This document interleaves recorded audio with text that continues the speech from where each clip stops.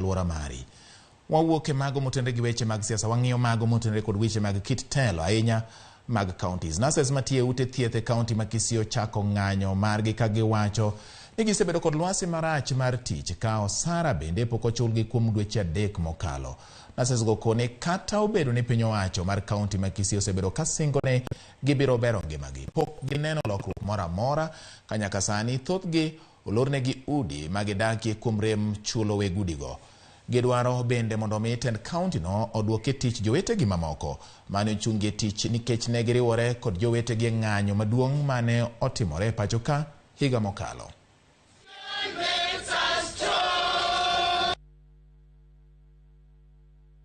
We had given the Kisii County government a strike notice on 26 July 2022, and they were worked on that within 1 week. So we started our strike on 1st of August 2022. Up to date, the Kisii County government has not responded. It doesn't care. It has an attitude of doesn't care. And we are telling the Kenyans that henceforth that we are energizing our strike today, and our strike will continue until such time our demands are met.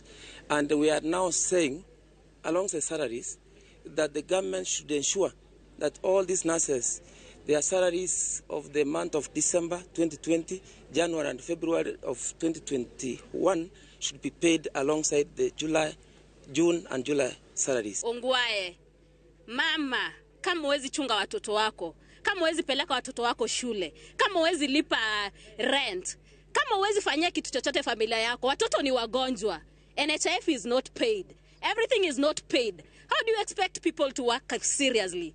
Be human, kindly pay us our salary. Tutaenda nyumbani, kila muuguzi aenda apige kula benye anaona, akae nyumbani atulie.